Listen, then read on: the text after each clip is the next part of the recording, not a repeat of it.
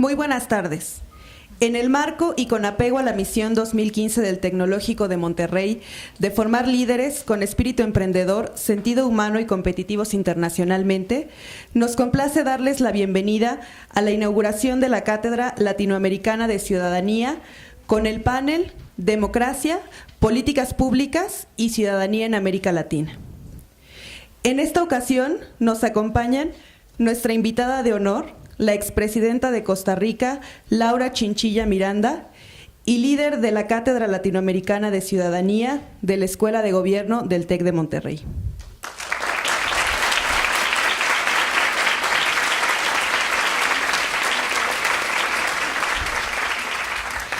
El doctor Julio Ernesto Rubio Barrios, director de la Escuela de Ciencias Sociales y Humanidades en los campus de la zona metropolitana de la Ciudad de México.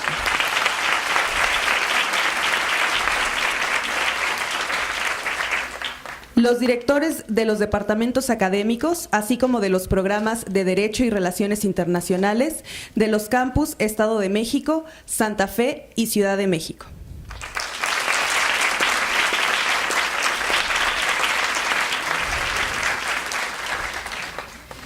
El doctor Dejan Mihailovich es profesor del Programa de Relaciones Internacionales y especialista en América Latina, quien fungirá en esta mesa como moderador.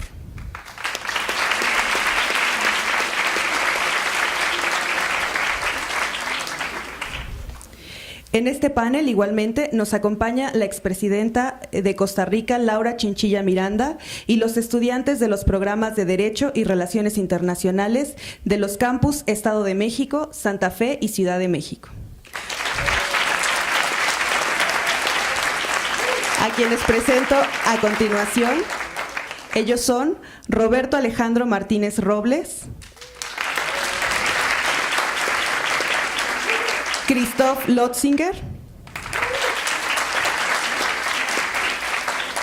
Verónica Aldana Acosta, Cristel Carini Rodríguez Murillo,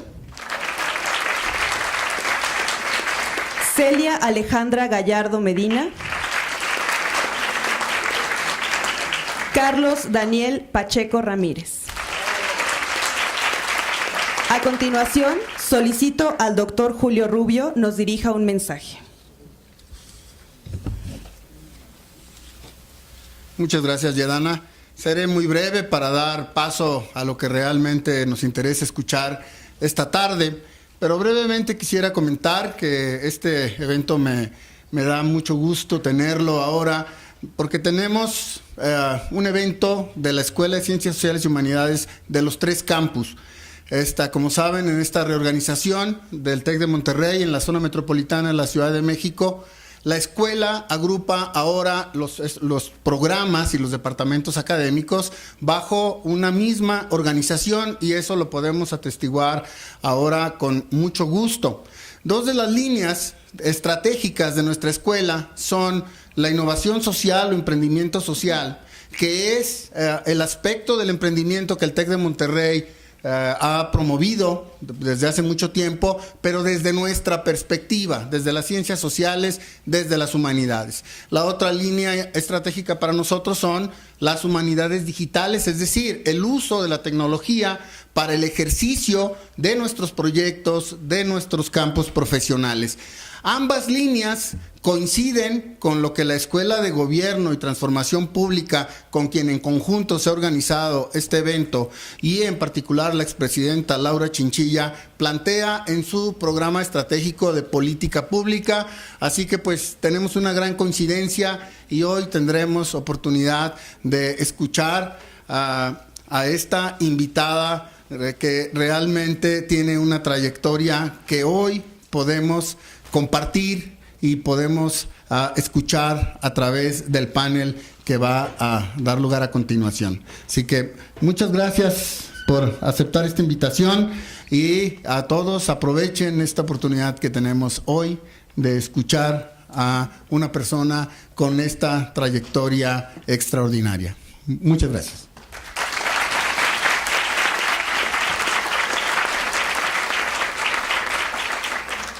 Muchas gracias por sus palabras, doctor Rubio. Dentro de su trayectoria en el sector público, destaca su gestión como presidenta de la República de Costa Rica del 2010 al 2014, viceministra de Seguridad Pública en los años de 1994 a 1996 y ministra de Seguridad Pública de 1996 a 1998. Ha sido además presidenta del Centro de Inteligencia Conjunto Antidrogas, presidenta del Consejo Nacional de Migración, miembro del Consejo Nacional de Drogas, del Consejo Nacional de Seguridad y del Consejo Académico de la Escuela Nacional de Policía. Laura Chinchilla Miranda es profesora invitada para el periodo académico 2015-2016 por el Tecnológico de Monterrey y responsable de la Cátedra Latinoamericana de Ciudadanía.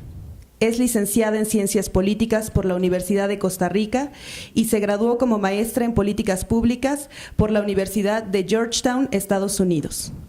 Siguiendo con el evento, daremos inicio al panel Democracia, Políticas Públicas y Ciudadanía en América Latina. Cedemos la palabra al doctor Dejan Mihailovich.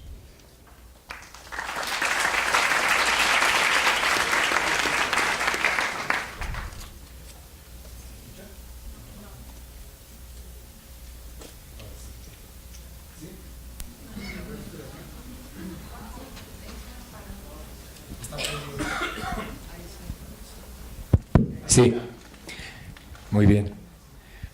Buenas tardes nuevamente. Es sumamente gratificante estar aquí hoy en este escenario. Sin mucho preámbulo, simplemente me gustaría explicar cómo va a ser la dinámica de nuestro evento. En un principio, nuestra invitada de honor tendrá una intervención introductoria y posteriormente nuestros estudiantes harán cada uno su respectiva pregunta. Van a ser 6 preguntas en 2 bloques de 3 preguntas. Pues bien, realmente es una gran satisfacción para nuestra institución tenerla aquí como invitada, tocar ese tema que siempre ha sido uno de los temas principales de las agendas nacionales de los países latinoamericanos y desde luego de la agenda regional. Nuestro escenario regional latinoamericano y caribeño ha mostrado enormes, grandes avances en materia del desarrollo de la democracia, políticas públicas, ciudadanía, derechos humanos. Sin embargo, hay tantas cosas por hacer. Su Excelencia, bienvenida nuevamente. El escenario es todo suyo. Pura vida. Muchas gracias. Bueno, ¿no les importa si me muevo ya para la introducción y luego me vengo acá para continuar con el resto de la actividad? Voy a cerrar esto.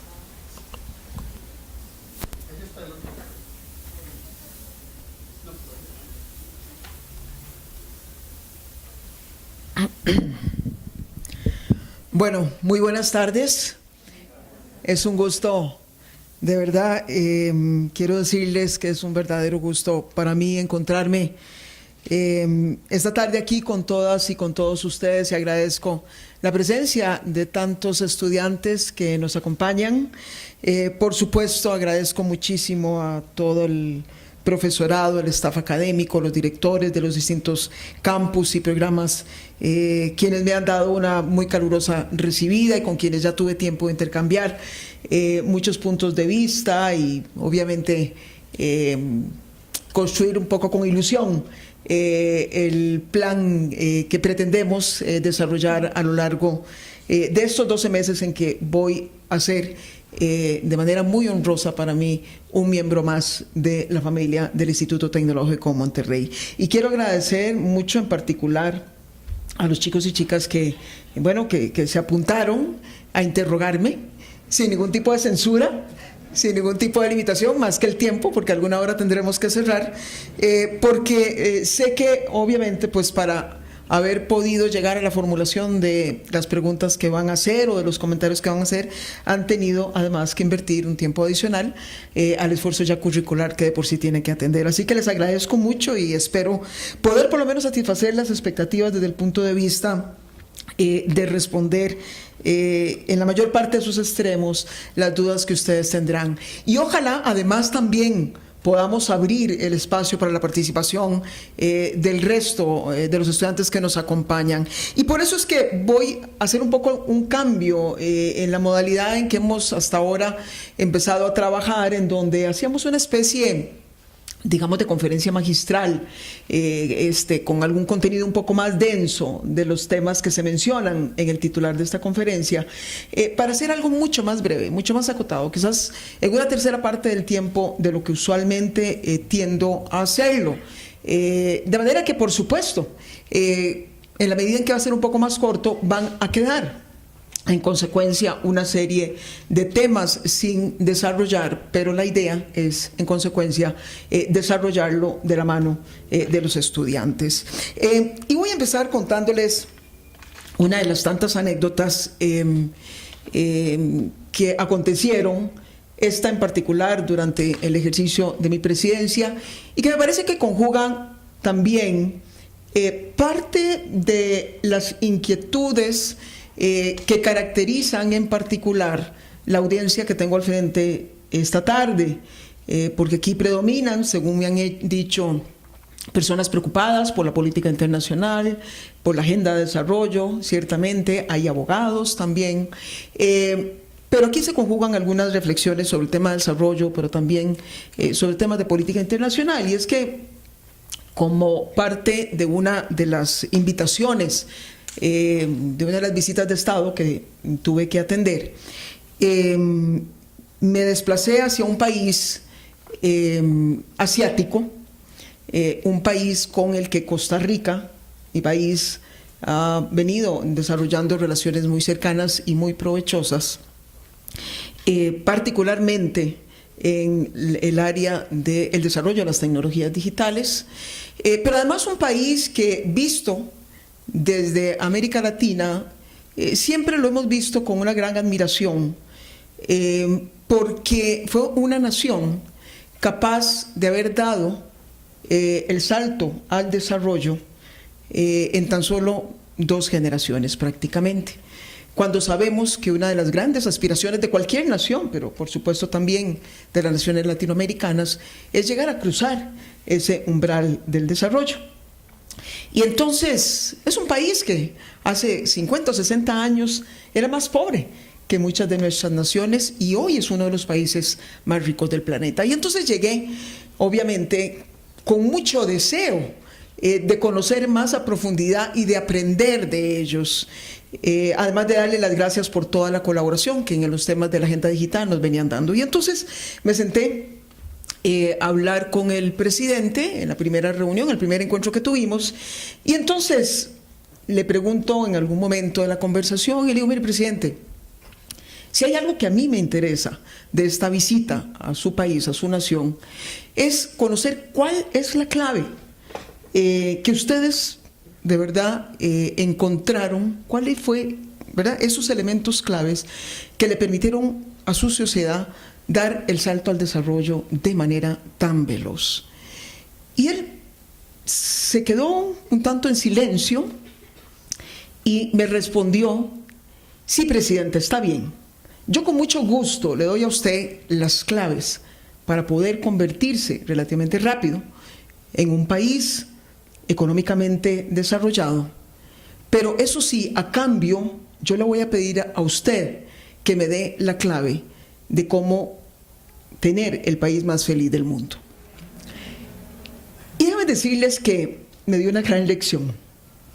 Me dio una gran lección porque en el fondo le estaba aludiendo a muchos de los nuevos indicadores relacionados con los nuevos paradigmas que están cada vez surgiendo y creciendo para complementar las nociones de desarrollo. Y bien saben ustedes que nos hemos venido moviendo de la noción más estrictamente apegada a asimilar el desarrollo al mero crecimiento económico y al bienestar material, y cada vez más ingresan componentes en la matriz que tienen que ver con desarrollo humano. Amartya Sen fue uno de los que nos lo hizo ver, por cierto el campus lo va a tener en la cátedra Raúl Reyes, me dijeron pronto. Después de Amartya Sen han venido otra serie de académicos y de organismos internacionales a decirnos que había había que dar un paso más allá. Y entonces se han agregado todas las mediciones de progreso, de bienestar social, de progreso humano, de bienestar social, que incorporan otra serie de elementos adicionales. Y en los últimos años se puso de moda el tema de la felicidad. Y pues imagínense ustedes que Costa Rica, por 3 años consecutivos, y me encanta decir que fue durante mi gobierno, salía como uno de los primeros, y en una de sus mediciones como el primero, es decir, el país más feliz del mundo. Cuando yo le pregunté al presidente el por qué me enfatizaba tanto el tema de la felicidad, me dijo lo siguiente, me dice, mire, presidenta, es cierto, nosotros hemos sido capaces de dar un salto impresionante desde el punto de vista del desarrollo material de nuestra nación, desde el punto de vista del crecimiento económico, la modernización del aparato productivo. Y por supuesto eso ha impactado también el bienestar de las personas desde el punto de vista material y económico. Aquí en mi país no hay pobreza. Aquí la gente es capaz de satisfacer todas sus necesidades materiales, porque el dinero verdaderamente es lo que más sobra. Sin embargo, vea usted qué triste, tenemos la tasa de suicidios más alta del mundo. Entonces, en el fondo, de verdad, lo que se estaba poniendo en relieve en esa conversación era, en primer término, que la construcción o el progreso hacia el desarrollo es una fórmula sumamente compleja, que recoge muchísimas variables, las cuales hay que combinar de manera muy delicada, porque en el fondo a lo que aspiramos no es única y exclusivamente a que todos seamos ricos, es decir, tengamos un per cápita muy alto y distribuido de manera equitativa, sino que además el desarrollo tiene que ver con otras variables, a veces, si se quiere, quizás más importante para los seres humanos, como simple y sencillamente la satisfacción, la sensación de bienestar o el ser felices, así tan simple como eso. Y en segundo término, pues de alguna manera también se ponía de relieve que cuando hacemos un análisis de los temas de desarrollo, las naciones y los países y las regiones avanzan de manera un tanto desigual, pero que aún en los países, digamos, más ricos y más desarrollados hay también tareas importantes pendientes que hacer. Claro que si volcamos los ojos hacia América Latina, que es un poco el escenario en donde a mí me interesa enfatizar y es nuestro entorno más inmediato, sí podríamos decir que América Latina tiene todavía muchas tareas por delante para poder cruzar el umbral del desarrollo. Pero quizás lo que más a veces nos angustia de las tareas que tenemos pendientes aquí en América Latina no es lo que aún nos falta, sino que muchas veces tenemos esa especie de sensación de que logramos avanzar, consolidar importantes niveles de progreso en distintas áreas, pero que llega un momento determinado en las que no las podemos sostener y otra vez sentimos que vamos para atrás. Y me parece que estamos precisamente en este momento en la región, en una situación en donde es válido preguntarse, ¿seremos capaces de transitar los tiempos complejos en los que hemos empezado a navegar y evitar el devolvernos en cuanto al progreso que ya habíamos alcanzado en años anteriores? Porque si hacemos un análisis de alguna manera simple de América Latina, sí tenemos que decir que venimos de años bastante positivos para nuestra región. Si lo analizamos desde el punto de vista de la construcción democrática, hoy América Latina es una región muy diferente a la región que estuvo gobernada en casi todos sus países. Llegó un momento en que tan solo en 3 o 4 se le celebraban elecciones como forma para sustituir las autoridades que ejercían el gobierno, porque todos los países casi estaban regidos por dictaduras militares y por regímenes de facto. 30 años después, 20 años después, todos los países de América Latina celebran elecciones para decidir quiénes los van a gobernar, aun cuando muchas veces sentamos en insatisfacción con quienes nos gobiernan, hay una posibilidad de elegir. En el pasado eran los ejércitos quienes de alguna manera imponían las principales decisiones. Hoy los ejércitos están muchísimo más concentrados en las actividades propias de los ejércitos. Hoy tenemos mayores niveles de respeto a las garantías individuales, a los derechos humanos. Hoy se ejerce la libertad de expresión también con más amplitud, aun cuando sabemos que los periodistas están pagando un costo todavía alto frente a ciertos escenarios, especialmente los que tienen que ver con crimen organizado.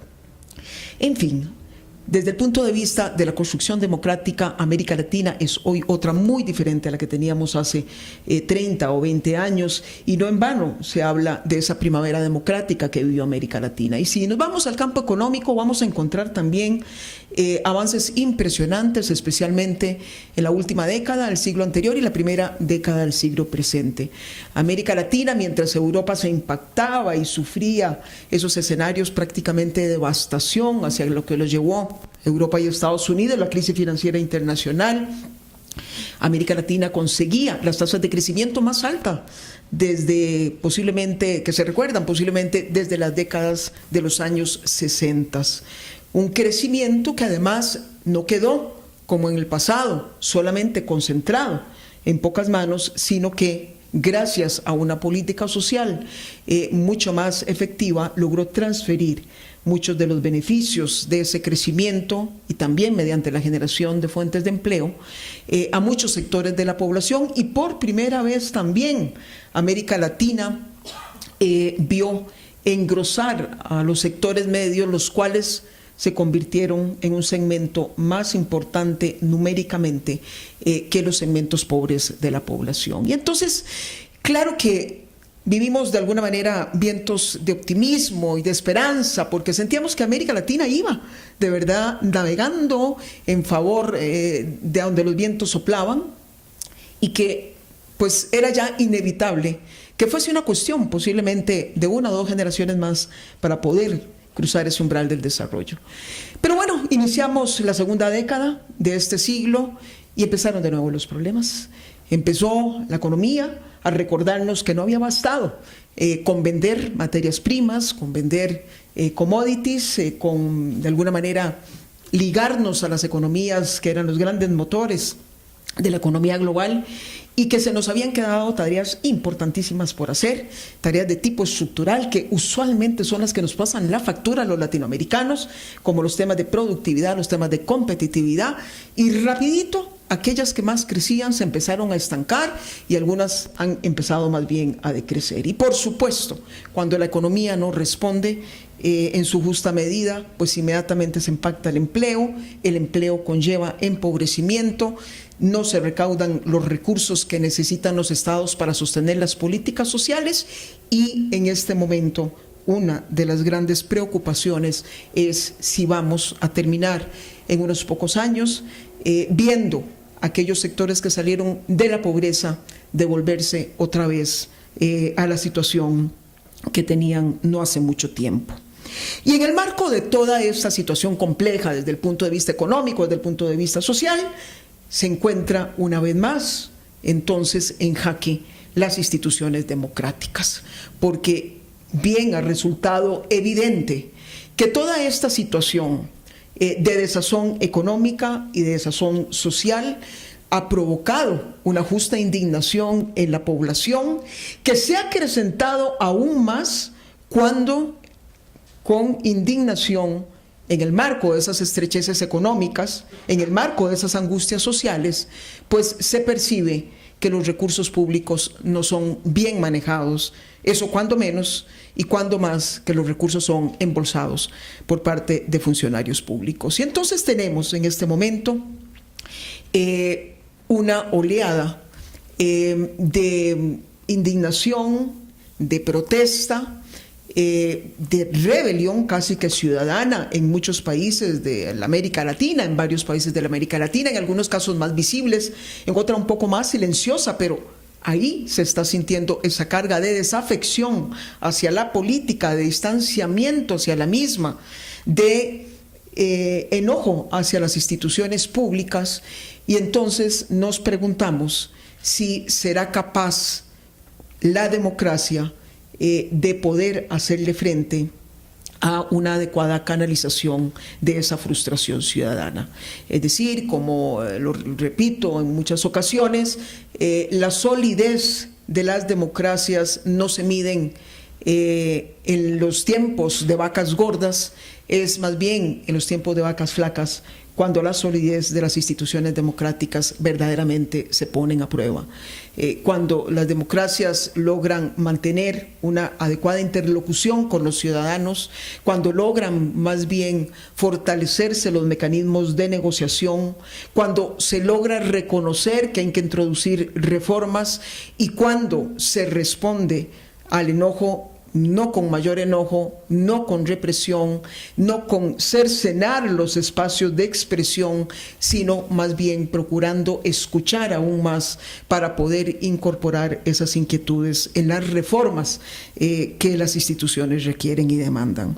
Por eso es que estamos en consecuencia, más bien, diría yo, iniciando una vez más en América Latina un periodo de grandes interrogantes, en donde de nuevo nos preguntamos si América Latina será capaz de superar esta fase de complejidad que se viene hacia adelante, o si veremos una vez más a América Latina con los movimientos erráticos que en el pasado y en otras ocasiones ha tenido frente a cualquier progreso.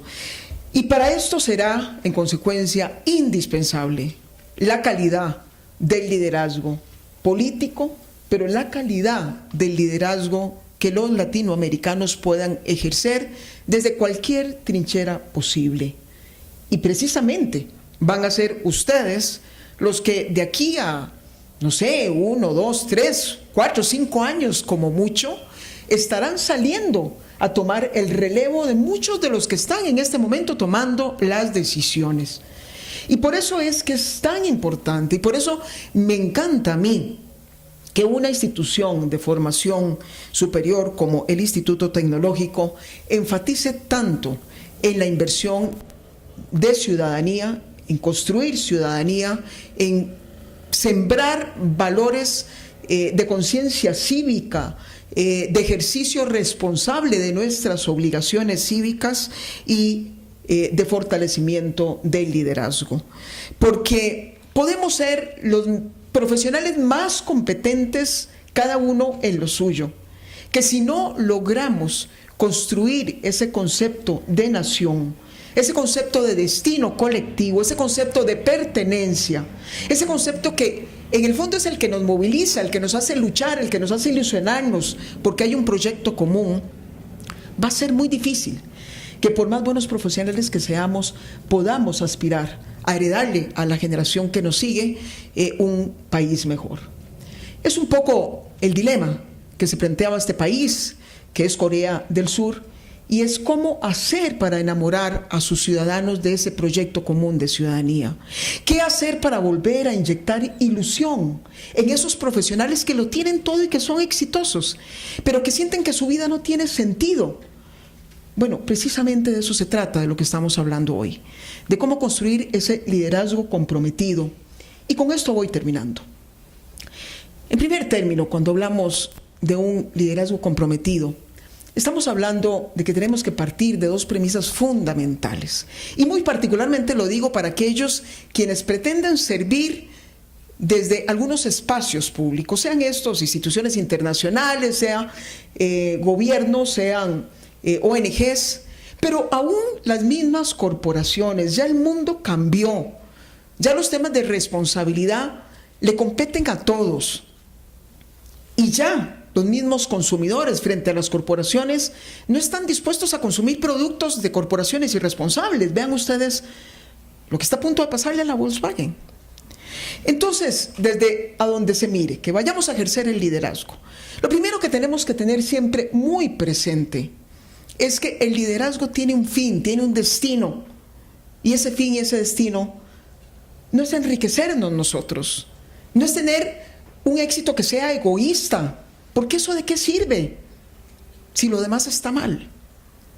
El fin de cualquier liderazgo es el bien común, es el ser humano, es la persona, es tratar de hacer algo para que quienes nos rodean, ojalá puedan contar con mejores condiciones de vida mañana, las que no tienen hoy.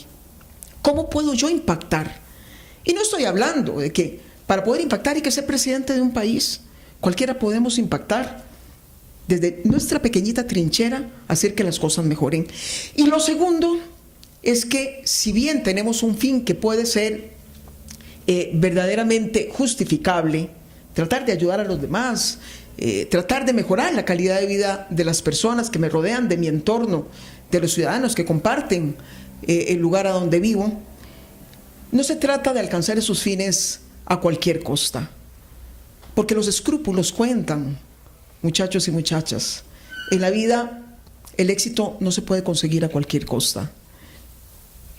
Cuando hablamos de ejercer liderazgos en sociedades abiertas, en sociedades democráticas, en sociedades que se precian de ir cultivando la integridad como un valor esencial, la forma en que vamos a tratar de conseguir los fines es sumamente importante. Los medios, los instrumentos. Y lo digo particularmente porque quienes estamos en política, muchas veces somos los que estamos más obligados a velar por los medios mediante los cuales conseguimos los fines. Y por eso es que a veces suena tan estrepitoso cuando un político falla en observar algunos de esos medios. Porque en política, por más valioso, por más importante que sea un fin, tengo que respetar principios propios del Estado de Derecho, principios propios de un sistema de legalidad, porque la ética también cuenta. Y entonces, de nuevo, insisto, es importante saber cuál es el fin al que queremos llegar, pero por sobre todo también es muy importante cuidar de los medios. El líder no escoge los tiempos en los que les toca o les corresponde operar. Las circunstancias siempre se imponen, muchas veces van a encontrarse ustedes con que presumen que van a asumir un puesto y creen que es como una especie de laboratorio en donde ustedes se han formado una idea clarísima de lo que se van a encontrar. Y apenas llegan, las circunstancias les cambiaron. Y a veces desafortunadamente cambiaron para mal. Entonces, aquí hay otra condición que es importante del líder, y esto cada vez va a ser más frecuente, porque el cambio en las sociedades es cada vez más vertiginoso. El líder tiene que ser capaz de comprender los tiempos que le corresponde vivir, pero además tiene que entender qué es lo inmanente, qué es aquello en donde nunca se puede ceder, cuáles son esos valores y esos principios, y a dónde es ahí a donde ustedes tienen que mostrar flexibilidad y adaptabilidad. Y eso, como les digo, cada vez se va a imponer más. Yo fui parte de una generación en donde el mundo cambió relativamente poco, pero ustedes enfrentarán un mundo en constante cambio. Y finalmente, los líderes, en el fondo, siempre tienen que aprender a formar, así sea con el ejemplo, que es lo más importante. Siempre digo que el verdadero líder no es aquel que aspira a dejar detrás de sí un montón de seguidores. Dejemos los seguidores para los partidos de fútbol, o los de básquet, o los de béisbol. El verdadero líder es el que quiere dejar detrás de sí muchos más líderes, y ojalá líderes mejor que él. Muchas gracias.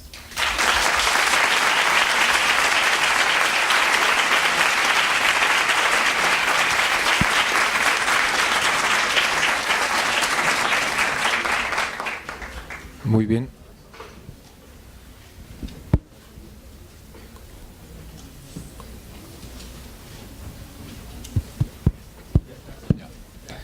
Muy bien.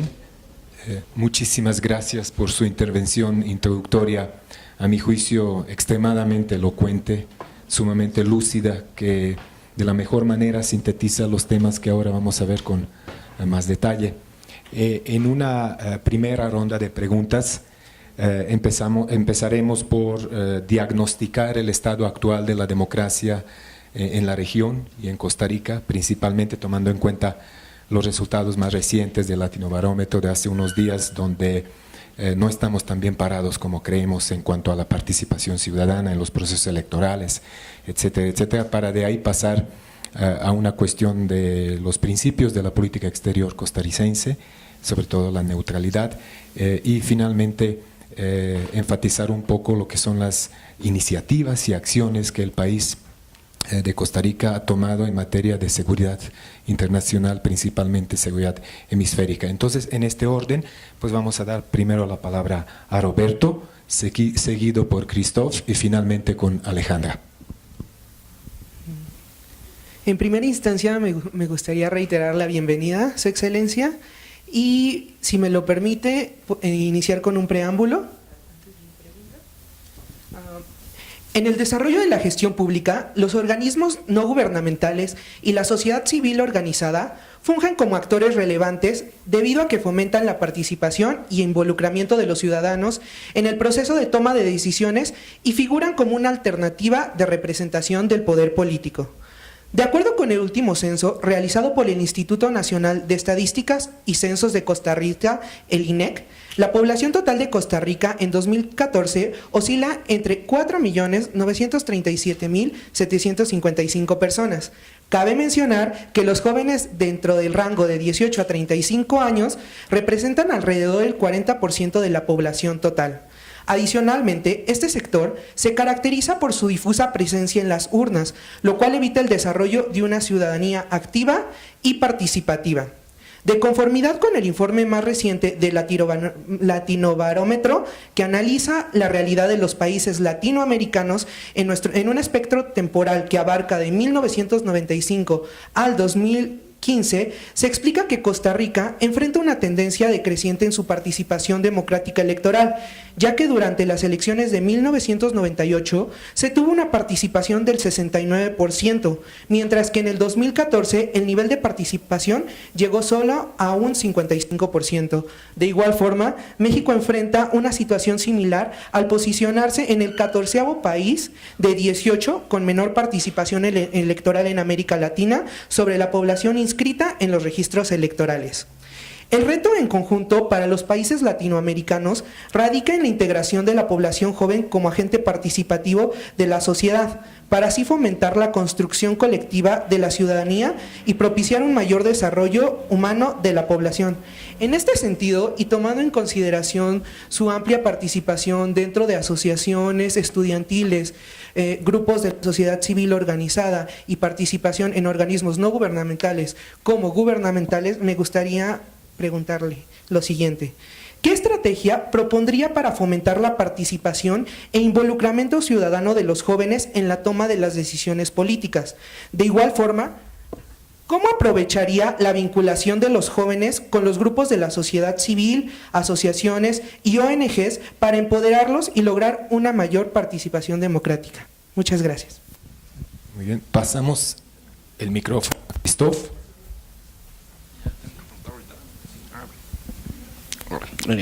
Antes que nada, muchísimas gracias, expresidenta Chinchilla, por darnos el privilegio de escuchar y responder nuestras preguntas, y también agradecer al Tecnológico Monterrey por realizar este tipo de eventos. Nací y crecí en Suiza, y muchas personas dicen que Costa Rica es la Suiza de Latinoamérica. Igual no somos tan felices como los costarricenses, pero hay muchos puntos que se parecen. El tema es la neutralidad.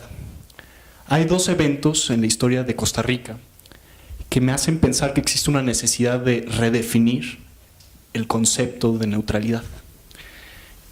Uno es el reconocimiento de Kosovo y el otro es que Costa Rica apareciera en la lista de la coalición liderada por Estados Unidos en 2003 para la invasión de Irak. Sí. Entonces, me encantaría, y muchas gracias por estar aquí, me gustaría escuchar su definición, cuál es la definición de la neutralidad de Costa Rica. Gracias, Christophe. Vamos con Alejandra. Muchas gracias por haber venido y acompañarnos en esta ceremonia. Y bueno, mi pregunta va enfocada en cuanto al marco jurídico, puesto que, bueno, estudiante de Derecho, y a mí me interesa saber, por ejemplo, qué leyes y qué procedimientos se implementaron en torno al crimen organizado, dado... Perdón. Usted hablaba de medios y fines.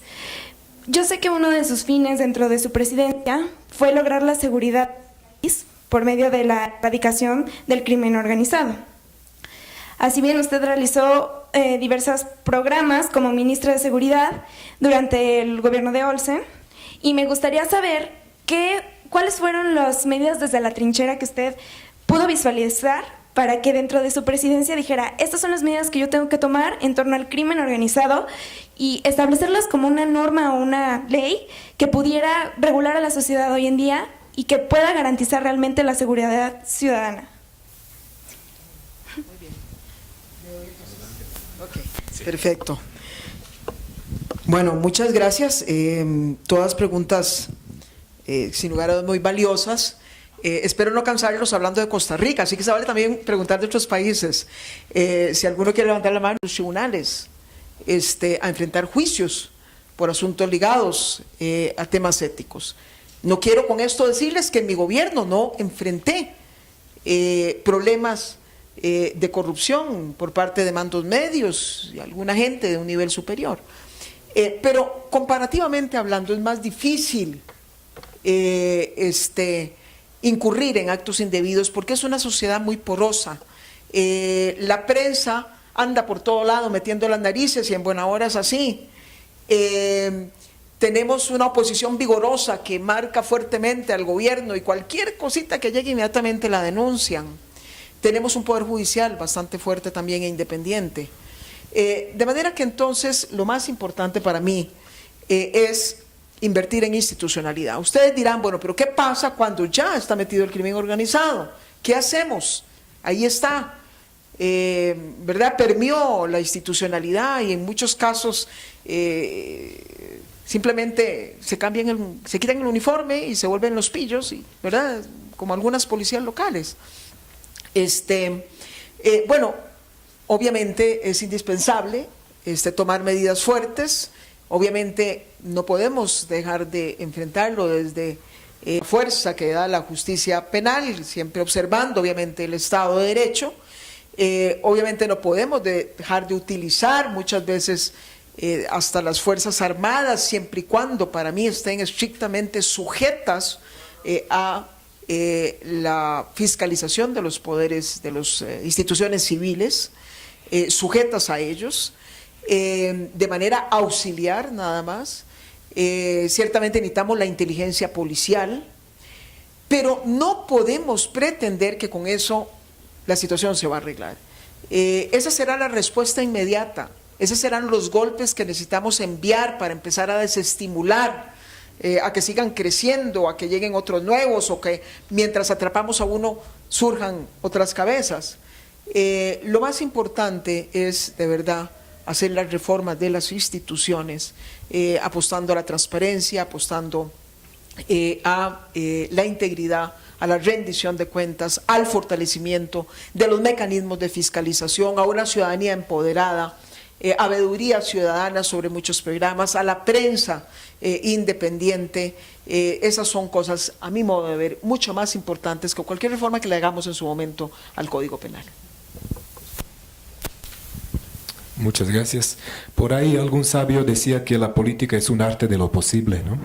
De ser cierto eso, entonces resulta obvio que la idea de revitalizar la democracia no se reduce a la participación electoral, sino precisamente a la apertura de estos muchos otros canales extraelectorales, por así decirlo, para enriquecerla, ¿no? Y así invitar a la ciudadanía para que asuma una postura proactiva y más concreta.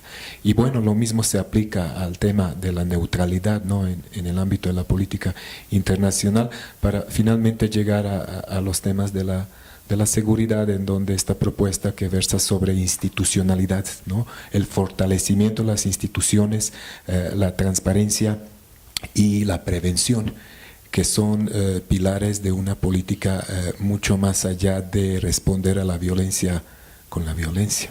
Bueno, pasamos a un segundo bloque de las preguntas. Ahora toca el turno a Carlos, a Verónica y a Cristel. Conservaremos un poco ese trasfondo político-social. Por ahí creo que va a haber un tema vinculado a la mujer y la política, o en caso concreto, mujeres en la política, ¿no? Y usted tendrá muchas cosas que decir al respecto, para tocar los temas económico-ecológicos. Sabemos muy bien que Costa Rica es uno de los países que destaca al nivel internacional por muchas innovaciones en materia de desarrollo y sostenibilidad, no solo en la rama del ecoturismo, sino en otras actividades. Y también como jefa de Estado, como alguien que está enfrente de un gobierno, usted también se enfrentó a muchas dificultades en cuanto a la toma de decisiones que se refieren a los asuntos de la economía nacional, y por ahí saldrá una pregunta muy concreta sobre esto. Entonces vamos con Carlos. Muchas gracias. Primero, un gusto tenerla aquí en el Tecnológico de Monterrey, señora presidenta. Primeramente me gustaría, usted hace rato mencionó un punto que me llamó mucho la atención, en el que mencionaba que México había dado un paso adelante en cuanto a las políticas para igualar las condiciones en las que una mujer se podría desempeñar dentro del espectro político. Al respecto, bueno, pues sí, México hace poco realizó una reforma en la que se apostaba por estas cuotas de género, en donde la mitad del poder legislativo debería de pertenecer a un género y la otra mitad al otro. Entonces, mi pregunta versa sobre lo siguiente: ¿considera que se debe de luchar por la igualdad de género a través de la creación de políticas públicas que tengan en mente esta perspectiva de género, o simplemente buscando que todos sean iguales ante la ley? Si bien es cierto que estoy de acuerdo de que deben de existir esos espacios para que las personas se desarrollen dentro del espectro político, me quedan dudas y me interesa saber su postura con respecto a si estos espacios se deben de generar por ministerio de ley, o si se deben de ganar con base en el trabajo, en el esfuerzo, en el estudio de la dedicación de cada una de las personas que desea acceder a estos puestos políticos. Si es necesaria esta intervención estatal, o si simplemente con el desarrollo y el esfuerzo de la persona basta con que sea para conseguir estos puestos. ¿Quién sigue? Hola, buenas tardes. En primer lugar, muchísimas gracias por estar aquí y ofrecernos esta plática y contestar nuestras preguntas. Yo hace tiempo visité Costa Rica y me encantó el país, lleno de vida, verde, me encantó. Entonces mi pregunta es, ¿qué importancia y cómo implementaron el ecoturismo en Costa Rica, que vi que es una parte muy fuerte en su país? Muchas gracias. Muy buenas tardes, señora presidenta Laura Chinchilla. Para mí, como compatriota, es realmente un honor poder compartir este panel, y la pregunta va enfocada en el área de economía, más que todo con el déficit fiscal, que sería: ¿qué opina de la implementación de precios de transferencia en la legislación costarricense? ¿Cree que eso ayudaría a revertir el déficit fiscal del 5.9% del PIB que tenemos actualmente? ¿Y qué sería lo ideal para que se vuelva sostenible o regrese al 3%? Muchas gracias. Mi dolor de cabeza. No. Sí, bueno, no, lo que pasa es que también nos estamos endeudando. Bueno, vamos a empezar con lo último, que es lo más feo. No, vean, es que yo siempre digo que en realidad a donde se pone a prueba la madurez política de un sistema y de una sociedad es precisamente cuando esa sociedad y el sistema en consecuencia lo permite, son capaces de alcanzar el pacto social que debe fundamentar la contribución fiscal. Y en América Latina tenemos un historial tan desafortunado en torno a lo fiscal, que es quizás, ¿verdad?, esas áreas en donde difícilmente, con tan solo quizás un par de excepciones, le podemos dar lecciones a nadie, ¿verdad? Es horrible. No solamente no nos gusta hablar de tributos, sino que hacemos lo posible por no pagar los poquitos que hay. Y todos somos cómplices, porque decimos que no nos den la factura. Porque no importa la factura. ¿Cómo que no importa la factura? Si no pagamos, si no recogemos la factura, alguien está dejando de recibir una casa por la suma de esas facturas que no estamos exigiendo, porque son recursos que no van a entrar. Porque el que pueda evade sus obligaciones en aduanas. Y porque cuando llega la hora de pagar impuestos, pues claro, también, y es cierto, los ciudadanos dicen, para que se los roben los que están gobernando, pues yo no pongo ni un 5. Y también eso es cierto. Entonces, es de verdad que de las políticas que más nos cuestan impulsar a cualquier presidente. Si a eso le agregamos que en Costa Rica, bueno, y no solamente eso, es que si tuviéramos por lo menos una estructura tributaria, digamos, estructuras magras desde el punto de vista de lo que recaudan, ¿verdad?, como porcentaje del PIB, si fuera nada más eso, bueno, vaya, pero es que además son regresivas. Los que pagan impuestos en nuestros países es la gente de menos recursos, porque mucho de esa estructura va sobre la carga de los impuestos indirectos. Pagamos ahí a donde compramos. Entonces, eso, digamos, es un problema muy grave. Costa Rica, desgraciadamente, en eso tampoco es un país ejemplar. Hemos venido con una carga tributaria arrastrándola, que no está en consonancia para la solidez, digamos, de las políticas sociales que el Estado financia. Y eso, por supuesto, pone en jaque la sostenibilidad de las mismas. Es cierto que hay un esquema de seguridad social tripartito, solidario, de acceso universal, y entonces muchas veces los empresarios lo que nos dicen es, la carga tributaria de Costa Rica no es solamente lo que se recoge por impuesto de ventas y renta, es también lo que pagamos en la planilla salarial por contribuir a la seguridad social. Pero aún así, aun cuando sumemos eso, deberíamos poder contribuir más. Si a eso se adiciona que los mecanismos que Costa Rica tiene como democracia para tomar decisiones se han venido de alguna manera atrofiando, y cuando me invitan a hablar más a profundidad de democracia, hablo mucho de una figura que está adquiriendo fuerza en la ciencia política frente a democracias atrofiadas. No hablo de las democracias que renuncian simplemente a los valores democráticos, no hablo de las autocracias, hablo de democracias que más bien por exceso de reformismo institucional lo que han hecho es una atrofia en el proceso de decisiones, con muchos puntos de veto a las decisiones que se toman, a unas decisiones de mayoría legitimadas, y en consecuencia la decisión final nunca llega. Costa Rica está padeciendo mucho de una atrofia, cuesta mucho las decisiones en el Congreso y también en la administración. Y entonces resulta que hemos estado a punto de aprobar las reformas tributarias después de muchos meses de negociación, y al final, por esa atrofia institucional, la Sala Constitucional se las trae abajo.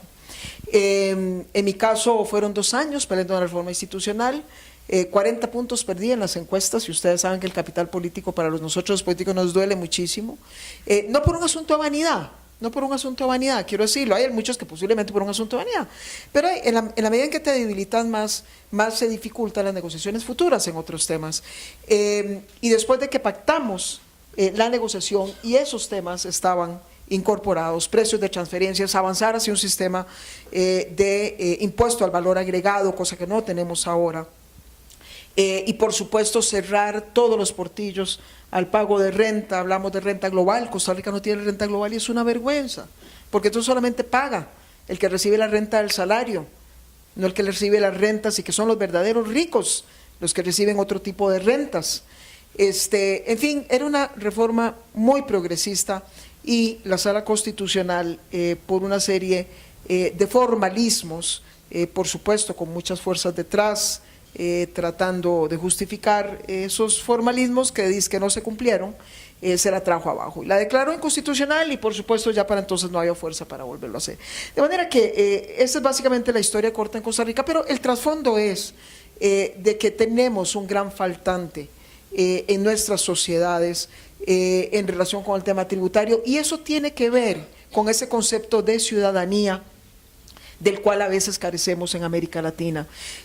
No basta con empoderar a la gente para construir ciudadanía sobre la base de los derechos que le asisten. Es necesario también recordarle la importancia de la responsabilidad. Cuando tenemos libertades sin responsabilidades, en el fondo lo que estamos haciendo es ahogando la democracia. Y gran parte de esa responsabilidad, aún sin cubrir en América Latina, son nuestras obligaciones tributarias. Verónica me preguntaba, aquí voy un poquito al revés, pero Verónica me preguntaba el tema de ecoturismo. Vamos a ver, aquí voy a hacer también una reflexión un poco más de fondo sobre los temas del medio ambiente. Costa Rica es un país de 50.000 kilómetros cuadrados. Yo sé que suena como una caricatura cuando lo comparamos con México, y por eso es que también yo soy muy prudente a la hora de pretender que se escale a las dimensiones de México. Algunas de las cosas que hemos hecho son rescatables desde el punto de vista de los principios que tal vez se recogen, pero la forma o los medios a través de los cuales se escala, tenemos que entender que son mucho más complejos en un país como México, que como Costa Rica. México, a donde tiene que tratar de enfatizar para que los cambios vayan llegando de manera gradual y sumándose cada vez más en las áreas en que México aspire, me parece que es en el plano más de lo local, en las alcaldías, en las gobernaciones, en los estados. Porque Costa Rica tiene apenas 50.000 kilómetros cuadrados y tiene 4 millones de habitantes, si no me equivoco es más o menos similar a Michoacán. Ya les quedó más claro. Pero entonces es mucho más sencillo, si se quiere a veces, tomar decisiones. Es un país muy homogéneo, es un país de una gran clase media, además todos nos sentimos como iguales, aun cuando no se es igual, todos nos sentimos igual, ¿verdad? Cuando hay alguien muy pobre se siente igual, y cuando hay alguien muy rico se siente igual, es decir, todos como nos hemos asimilado a una ideología de clase media. Entonces también eso hace a veces más fácil ponernos de acuerdo. Y no hay mucha polarización, aunque en algunos temas en los últimos años pues la ha habido, pero no hay mucha polarización, no ha sido una sociedad muy polarizada ni muy estratificada. Pero también voy a lo siguiente, un país de 50.000 kilómetros cuadrados, pues todos podríamos presumir que difícilmente va a querer sacrificar territorio para poder avanzar hacia el desarrollo. Sin embargo, Costa Rica hace ya 50 años, cuando el mundo ni siquiera discutía, ni siquiera intuía, salvo algunos científicos por ahí, los problemas del calentamiento global, ese no era un tema, Costa Rica decidió cercenarse a sí misma 25% de su territorio y dedicarlo para siempre a la protección de la biodiversidad que ahí había. Gracias a esta decisión, Costa Rica pasó en ese momento de ser el país con mayores tasas de deforestación de nuestro entorno, de la región, a ser hoy uno de los países, si no el primero, en mayor cobertura boscosa.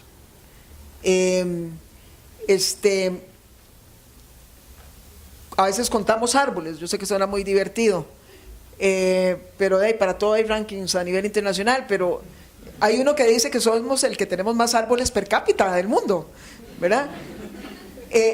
Entonces, bueno, esto quiere decir que la protección ambiental y las medidas sí han demostrado que sirven. Costa Rica es un claro ejemplo.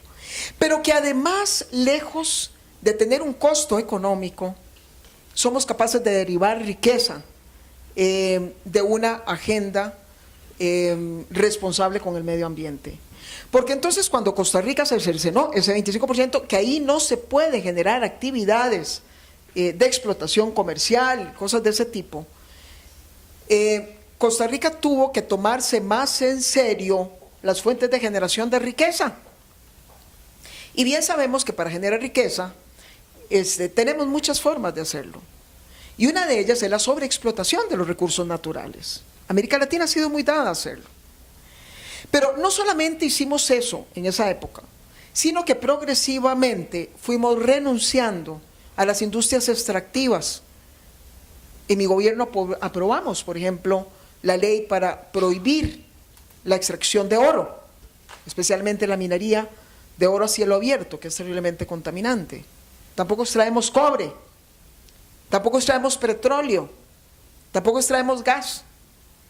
Entonces ustedes se preguntarán, un país de menos de 50.000 kilómetros cuadrados, porque el 25% lo tienen protegido, de 4 millones de habitantes, debería ser un país súper pobre. Porque ¿de qué viven? No exportan petróleo, ni bronce, ni...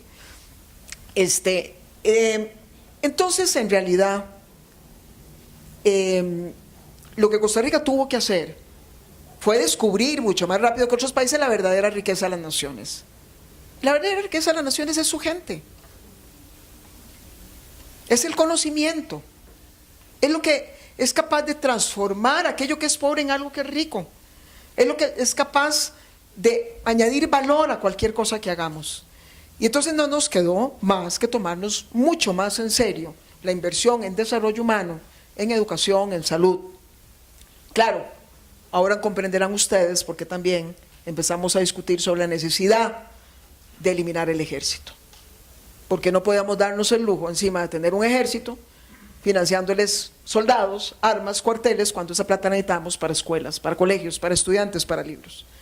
De manera que, esto lo digo porque de verdad hay muchas tesis que dicen proteger es, digamos, negar desarrollo económico. Gracias a eso le pusimos un sello verde también a lo que hacíamos, gracias a eso nos convertimos en una especie de ejemplo en turismo verde, innovamos en ese tema, fuimos de los primeros, gracias a eso hoy estamos compitiendo en cafés, en bananos, que exportamos productos agrícolas que son carbono neutral. Gracias a eso tenemos muchas industrias también que ya se están certificando en carbono neutral. Hay mercados que son más sofisticados y ya a veces un europeo no quiere comerse cualquier banano, quiere comerse un banano que sea responsable ambientalmente. Y además también generamos mucha riqueza de todo lo que son trabajos de bioprospección en bosques y demás. Entonces, paga la protección del medio ambiente, se genera riqueza con la protección del medio ambiente y no hay que tenerle miedo, porque mientras estemos invirtiendo en capital humano, los países y las naciones siempre van a ser capaces de generar riqueza. Y termino hablando del tema de la equidad de género, y le respondo a Carlos que en realidad las mujeres esperamos toda una historia para ver si simplemente el principio de que todos somos iguales ante la ley era suficiente. Y nos cansamos de esperar, punto. Porque no sucedió, o porque iba sucediendo muy lento. Porque ustedes no me van a decir que no existieron mujeres en el pasado suficientemente buenas, igual que el hombre, como para haber aspirado a ocupar muchos de los puestos. Ya no digo yo puestos de presidentes o puestos de senadoras. No, hablamos de puestos de gerencias en empresas privadas, puestos de rectores en universidades. Nos cansamos de esperar, porque lo que la historia efectivamente nos dijo es que esa igualdad ante la ley, que es una aspiración hermosísima, ¿verdad? Muchas veces no llega si los procesos sociales no se esfuerzan un poco. Y hay que meterles un empujón a veces a los procesos de cambio social, para que la gente reaccione. Hay que forzar un poco ese cambio social, para que de verdad entonces el cambio se produzca y venga más pronto que tarde. Y es cuando empezaron a surgir los mecanismos de las políticas de acción afirmativa, entre ellas las cuotas, para poder forzar que entonces se le diera la oportunidad a la mujer de estar. Eso sí, una mujer es que la mujer está ahí, tiene que demostrar que vale, pero así lo estamos haciendo. Si es que yo le digo ahora a todas las mujeres que me invitan, hablo mucho con colectivos de mujeres y muchas con las mujeres que están en política, yo les digo, miren muchachas, si ustedes creen que lo más difícil ya pasó, que es llegar a ese puesto, que es ganar la legislatura, llegar al Senado, ¿verdad? Están muy equivocadas. Y lo mismo les digo a muchas de las mujeres que ocupan puestos ejecutivos en otro tipo de instituciones y sobre todo cuando llegan por primera vez. Y les digo, si ustedes creen que lo más difícil ya llegó, si ustedes creen que el cambio institucional o corporativo, organizacional o social ya se produjo solo porque a usted le dieron la oportunidad de llegar, están muy equivocadas, porque lo más duro apenas empieza. Porque cómo tiene que trabajar la mujer para demostrar que sí merecía tener ese puesto. Porque a diferencia de los hombres, no basta con que la mujer saque la tarea que tiene que sacar. Tiene que cuidar muchas otras cosas más, porque se le juzga mucho más allá del mandato convencional que se le ha dado históricamente al hombre. Hay muchos todavía techos de cristal que la mujer sigue siempre tratando de derribar, porque hay muchas resistencias que siguen marcando la forma en que se juzga el trabajo de la mujer. Entonces, simplemente me parece que la historia es la que nos dio la razón de que tuvimos que llegar a esas circunstancias para poder dar un salto, y de hecho, me parece que los acontecimientos más recientes están demostrando que esos pasos que dimos, esas acciones afirmativas, nos están dando la razón. Hoy la mujer en América Latina al menos está ocupando un sitial muy importante. Estamos liderando ese sitial en materia de participación política, pero claro que tenemos todavía muchos faltantes. La participación de la mujer en el mercado laboral, la participación de la mujer en el sector corporativo sigue siendo bastante rezagada en comparación con el hombre. Tenemos la situación de la mujer en situación de pobreza, tenemos el grave problema de la mujer y la violencia intrafamiliar, de manera que es una lucha que por supuesto no ha terminado, pero sí hemos reportado avances muy importantes en nuestra región. Muy bien, muchas gracias. Tenemos tiempo restringido, pero bueno, no es muy común tener una jefa del Estado en un recinto académico, no es una oportunidad que se presenta todos los días, así que abriremos un pequeño espacio para la intervención del público. Les pediría que fueran concisos y muy directos.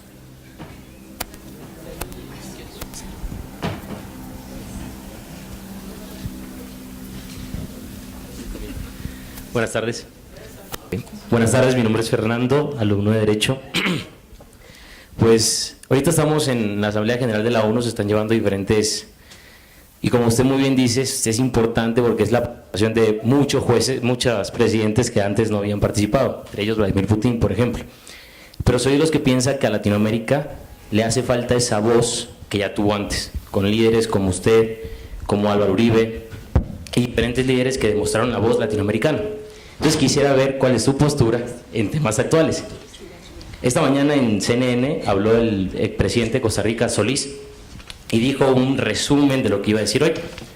Entonces quisiera saber cuál es su postura en el tema de Cuba, Estados Unidos, cuál es la postura que piensa Laura Chinchilla, no tanto Costa Rica, y cuál es la postura también en el tema de paz entre las FARC y Colombia, principalmente si tiene una forma de pensar más santistas o un poco más uribista, nada más que eso. Sí, ¿paz en Colombia y cuál fue lo que en Cuba y Estados Unidos. Perfecto, gracias. Tomemos unas tres, las contestamos y...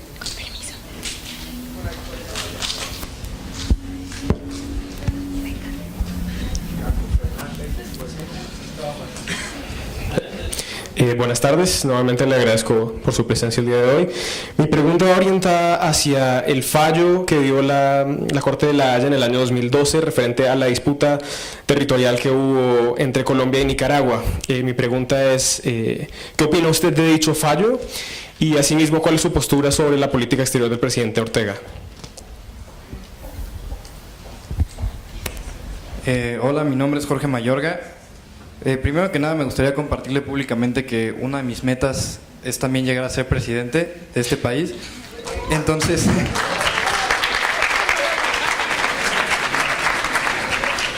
tomando la palabra de lo que dijo el profesor Dejan, pues no tenemos una jefa de Estado todos los días en la universidad. Entonces, yo tengo dos preguntas. La primera es mejor atender las generalidades. Usted dijo que tenía que atacarse un problema primero previniéndolo. Entonces, y a través del fortalecimiento de estas instituciones. Entonces, estas instituciones lo que tienen que hacer es atender las generalidades para entonces poder saber orientarse hacia qué tipo de particularidades atender, o más bien prestar atención a las particularidades y saber entonces hacia qué generalidad se orienta. Y la segunda pregunta es, al momento de estar haciendo una política pública, ¿qué es lo que se le tiene que dar mayor relevancia? ¿El por qué se está haciendo esa política pública? ¿Cómo se va a aplicar? O en sí, ¿qué es la política pública? Y eso es todo. Gracias.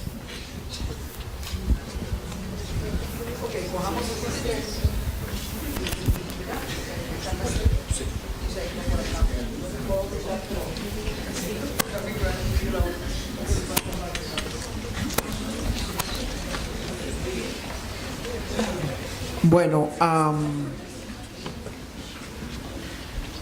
ahí andan buscando un candidato independiente, ¿no te interesa? Ahí vi que hay un grupo de intelectuales mexicanos buscando una figura para candidato independiente. Por cierto, quiero decirles que yo tuve el honor de presidir la misión de observación de las elecciones recién pasadas, aquí en México. Yo estaba al frente de la misión. Y yo sé que cuando estamos en nuestros propios países nos volvemos sumamente críticos. Cuando estamos afuera los vemos con un poco más de ojos de cariño. Pero a todos nos pasa igual. Y yo sé que hay una actitud en ese momento muy crítica de parte de muchos mexicanos en relación con algunas cosas del funcionamiento del sistema político. Pero déjenme decirles que hay avances muy notorios en México, no puedo dejar de mencionarlo, en materia electoral. Porque quienes estuvimos más acostumbrados al México de un solo partido político, nos cuesta mucho entender cómo México tan rápido evolucionó a un sistema electoral muy competitivo como el que tiene hoy. Ciertamente hay muchas cosas todavía que se pueden perfeccionar, pero es muy notable lo que México consiguió, y en esta ocasión además se incorporó la figura del candidato independiente y eso permitió también dar más opciones electorales a los ciudadanos. Pero bueno, vamos a contestar estas preguntas. En Costa Rica tenemos diferencias en algunos temas de política doméstica, pero tengo que decir que a nivel de política internacional pensamos muy parecido. Es decir, hemos sostenido básicamente los valores esenciales, los temas del multilateralismo, promoción de la paz, protección de los derechos humanos, los temas del calentamiento global, en fin, todos esos temas pensamos muy similar, y a la hora también de enfrentar algunos temas de política internacional más coyunturales, también tendemos a compartirlos. No sé qué dijo el presidente de Costa Rica hoy, porque no lo pude escuchar, pero en relación con el tema de las FARC y las negociaciones entre las FARC y el gobierno de Colombia, bueno, yo soy amiga de los dos presidentes, tanto de Álvaro Uribe como del presidente Santos, y a mí no me gusta verlos como antinomias, y a mí me parece que hay muchos colombianos que lo ven así, que han entendido que ambos han sido parte indispensable de un único proceso. Jamás Colombia hubiese podido aspirar a la paz con la que sueña si no hubiese existido un Álvaro Uribe dispuesto en su momento a enfrentar con la fuerza con que enfrentó el problema del narcotráfico y de la guerrilla. Y por otro lado, yo sí creo que Colombia, y ahí está el papel del presidente Santos, no puede vivir eternamente en guerra. Tiene que darle un chance a la paz, como dice la canción de los Beatles. Y hay condiciones, sin lugar a dudas. Hay condiciones, nunca como antes Colombia ha tenido estas condiciones.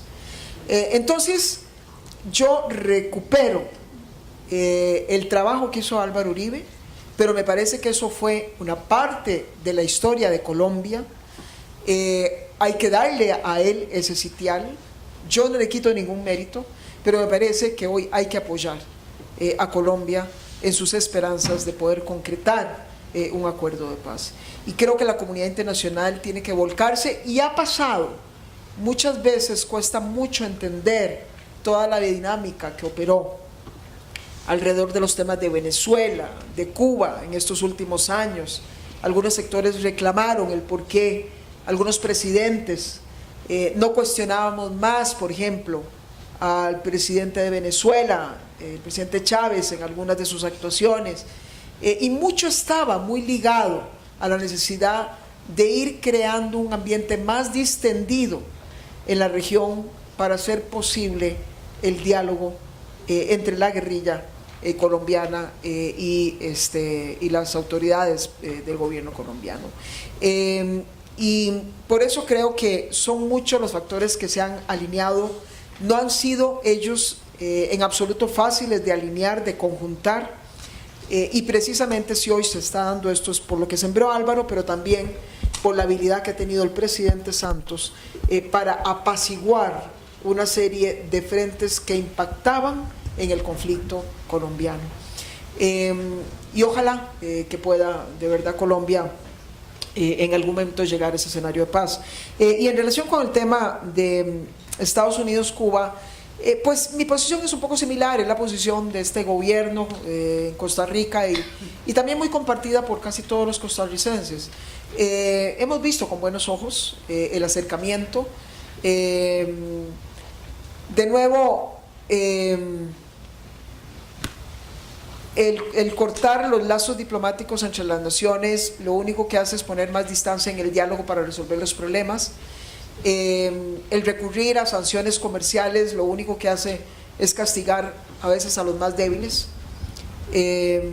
porque quienes más recursos tienen pueden evadir ese tipo de sanciones, pueden comprar lo que quieran, agenciárselas como sea, de manera que de verdad que celebramos más bien el acercamiento y estamos convencidos de que ese acercamiento ha abonado precisamente a este ambiente de distensión que América Latina hoy está viviendo y que en última instancia todo ha ido muy encaminado, ¿verdad? Hasta la intervención del Papa, si ustedes la ven, ha sido vital en el tema, todo va encaminado hacia el tema de Colombia. Si ustedes ven, poquito después de que el Papa dejó la isla, tuvo lugar el anuncio del acuerdo sobre el tema de la justicia transicional entre la guerrilla y el presidente Santos. Ese es un paso hacia la firma de los acuerdos de paz. Y entonces, cuando vemos tantos esfuerzos de la comunidad internacional y una figura que se ha convertido tan emblemática como la figura del Papa, también apostando a ese proceso, es porque yo creo que de verdad tenemos que ayudarle a Colombia a llegar al final. Va a ser un desafío enorme.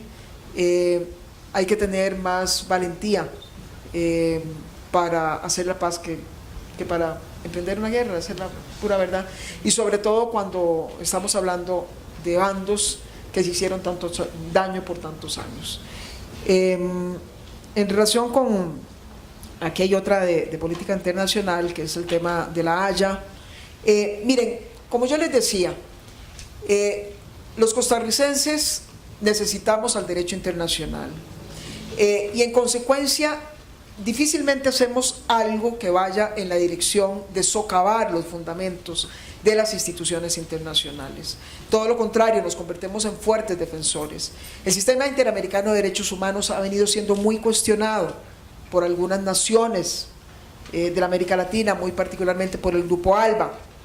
Se quiso incorporar reformas muy radicales al sistema interamericano de derechos humanos y particularmente a la relatoría de la libertad de expresión. Pero Costa Rica tuvo que afanarse a fondo y lideramos en ese momento la defensa del sistema interamericano de derechos humanos. Afortunadamente la sensatez imperó y las reformas no tuvieron lugar.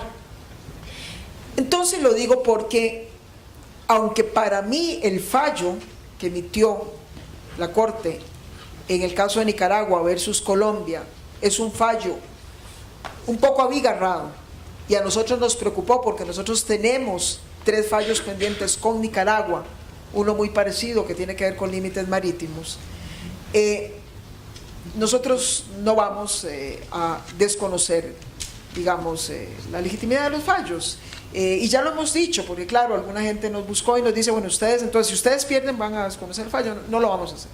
Costa Rica se va a allanar a lo que se falle, y claro que pues uno entiende que un fallo, digamos, tan abigarrado, hay fallos en donde la Corte se ha cuidado más de la claridad del mismo, es un poco para que la misma Corte lo piense y los mismos jueces, ¿verdad? Porque ha generado pues disputas adicionales. Habrá que ver qué va a pasar con Bolivia versus Chile, que también me parece que va a ser un fallo muy controversial.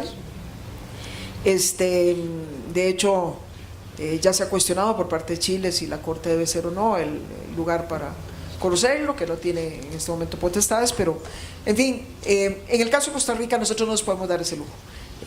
Para nosotros el único instrumento para dirimir esas disputas es el Tribunal de la Haya. No tenemos ejércitos que nos hagan imponer los límites territoriales por la fuerza, y entonces vamos a reconocer cualquier fallo que se dé. Y la política exterior de Ortega, miren, le está preguntando a la persona que menos quiere Ortega en este mundo, ¿verdad? De verdad que no, miren, sí, lo digo con total transparencia, no puede ser otra cosa. Somos muy distintos, la pura verdad, somos muy distintos a pesar de que estamos a la par en el sistema político, porque los pueblos están profundamente integrados. Costa Rica ha sido de los países que más migración ha recibido a lo largo de su historia, sobre todo migración económica, y toda ella ha provenido de Nicaragua, y nos queremos muchísimo, nicaragüenses y costarricenses, pero a veces han habido gobiernos en Nicaragua muy complicados de entender. Nicaragua hizo una invasión unilateral a territorio costarricense. Cuando fuimos a decirles que los mapas eran estos, dijeron que es que ellos trabajan con los mapas de Google. Un país serio, una diplomacia seria, no dice que los mapas de Google. Google tuvo que correr para bajar ese mapa y decir que sus mapas no tienen consecuencias oficiales, ¿verdad? ¿Verdad? Es como que alguien, no sé, documente un discurso de historia, un canciller a partir de Wikipedia. O sea, ni los estudiantes lo hacen. Entonces, espero que no. De manera que por supuesto que era payasada tras payasada, pero además miren, yo quiero decirles una cosa. Ustedes ven muchas veces a los presidentes en reuniones tensas y complicadas y demás, pero generalmente hay algunas reglas de oro, y una de ellas es que la palabra del presidente cuenta ante otro gobierno, ante otro gobernante. Cuando dos presidentes se sientan a hablar, por más complicado que sea el conflicto, lo que yo termino concluyendo y diciéndole a mi interlocutor es palabra sagrada, porque si no, ¿con quién más se va a hablar? Y yo estoy segura que por más diferencias que hayan tenido en esta reunión, por las caras era evidente y sigue siendo evidente entre Putin y Obama, yo estoy segura que Obama le cree a Putin lo que dice y Putin le cree a Obama, y sobre esa base ellos siguen actuando y negociando. Lo que tienen son diferencias de la forma en que ven las cosas, pero no es que se andan mintiendo, ¿verdad? Por lo menos no en cierto tipo de reuniones. Bueno, cuando nosotros intentamos salir por la vía negociada con Nicaragua después de la invasión que nos hizo hace 4 años, yo tuve como testigo al secretario general de la OEA de una conversación telefónica con Ortega antes de que nosotros escaláramos esto, como lo escalamos a la OEA, Naciones Unidas y finalmente el Tribunal de la Haya. Y Ortega dijo que se iba a arreglar por las buenas. Y 2 días después llegamos a la Asamblea General de la OEA, hicieron todo lo contrario. Entonces es muy difícil, ¿verdad? Es muy difícil jugar en esas circunstancias, porque uno le pierde credibilidad al interlocutor, y estamos hablando que el interlocutor no es ni más ni menos que el presidente de un país. Daniel está metiendo mucha ayuda militar proveniente de Rusia. están comprando muchísimo equipo militar. Es un país muy pobre y en lugar de estar comprando todo ese equipo debería estar invirtiendo su gente. Entonces yo tengo diferencias también ahí. Además, no veo por qué meter a Rusia en, ¿cómo se llama? En una zona ya de por sí tensa hoy, que es el Caribe. Creo que es un mensaje también para Colombia. Y generalmente han dado en asocio con personajes pues que nosotros no les hemos tenido mucho aprecio. Él era amigo personal de Gaddafi. Daniel usaba un avión de Gaddafi para volar por el mundo y lo decía con gran orgullo, ¿verdad? Entonces somos muy diferentes, así que no esperen que yo les hable bien de Daniel Ortega. Bueno, no sé si ya estamos, ¿verdad? Bueno, políticas públicas, el último punto, el del próximo presidente de México. Además es un tema que me apasiona, eso podría ser para una lección completa. Vamos a ver, ahí en realidad, como los fenómenos sociales, o vamos a ver, una nación no es que la estamos fundando hoy, ¿verdad? Ya vienen de atrás arrastrando todos sus problemas. Hay algunas naciones que no hicieron algunas cosas a tiempo, otras las hicieron a tiempo, en fin. Siempre es importante, por lo menos, para poder tomar buenas decisiones, diagnosticar con rigurosidad, ¿verdad? El papel de las estadísticas, el papel de buenos diagnósticos, y cada vez más también cuando hablamos de diagnósticos no estamos hablando de diagnósticos de escritorio, el papel de lo que la gente siente, cómo perciben. Uno de los grandes desafíos que tenemos en materia, por ejemplo, ahora de diseño y de ejecución de políticas públicas es la resistencia ciudadana a las políticas públicas. Es una ciudadanía más empoderada, que ya no aceptan simplemente porque sí el que le van a trazar una carretera en medio de una comunidad, el que no aceptan simplemente porque sí un grupo de ambientalistas el que vayan a destruir humedales para hacer, no sé, un centro comercial o un hospital. Cada vez la ciudadanía también quiere participar y entonces ahí vienen los procesos de consulta que ahora son muy necesarios a la hora de preparar todo ese preámbulo para ver cómo un problema se va a resolver y de qué manera.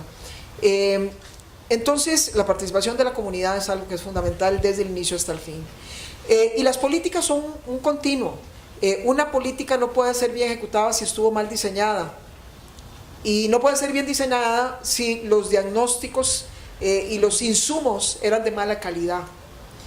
Pero además, si hay algo fundamental, porque cada vez vamos más hacia una cultura de rendición de cuentas, eso es parte de las demandas ciudadanas, es también imaginarse desde el principio cómo vamos a fiscalizar esa política pública, cuáles van a ser los indicadores de progreso, cuál es la línea base de la que estamos partiendo, cuáles van a ser los instrumentos para que no haya dudas de la evaluación, porque vos me puedes decir que estás impactando, pero yo no voy a creer tu palabra.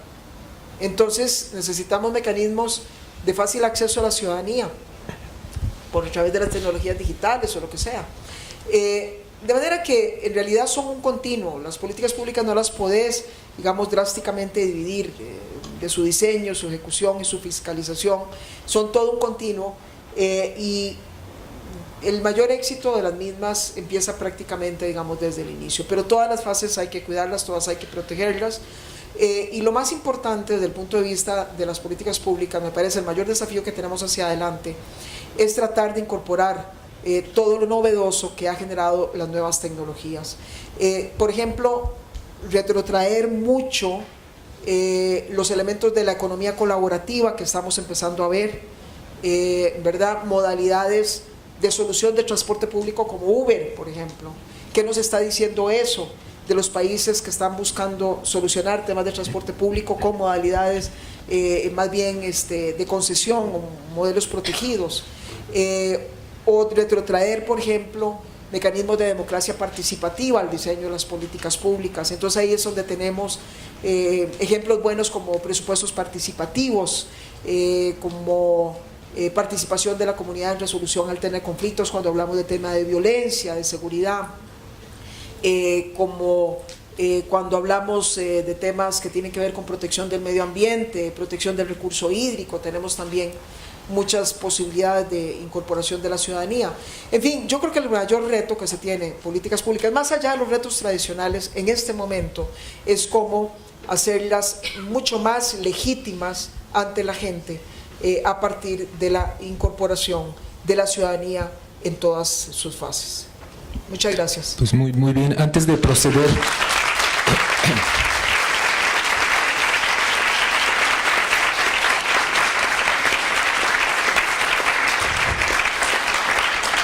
Antes de proceder con la ceremonia del cierre del evento, simplemente reiterar nuevamente nuestro más profundo agradecimiento por haber venido aquí y habernos compartido sus vastos conocimientos, una extraordinaria experiencia, tanto como un político de alto rango como una excelente académica.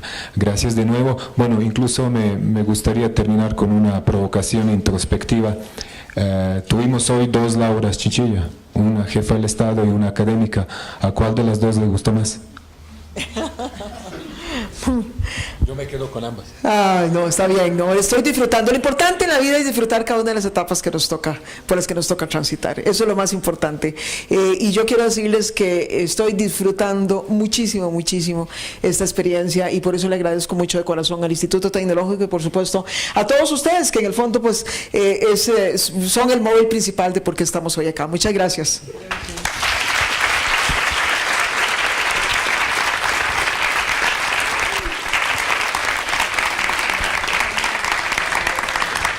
Muchas gracias. Solicito al doctor Julio Rubio haga entrega del reconocimiento a nuestra invitada especial, la expresidenta de Costa Rica, Laura Chinchilla Miranda.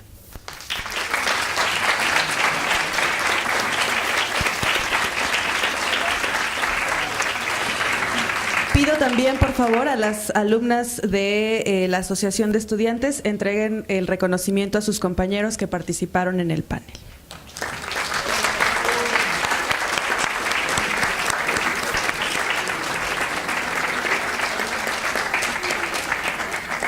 Agradecemos a todos su presencia a este evento. Muy buenas tardes.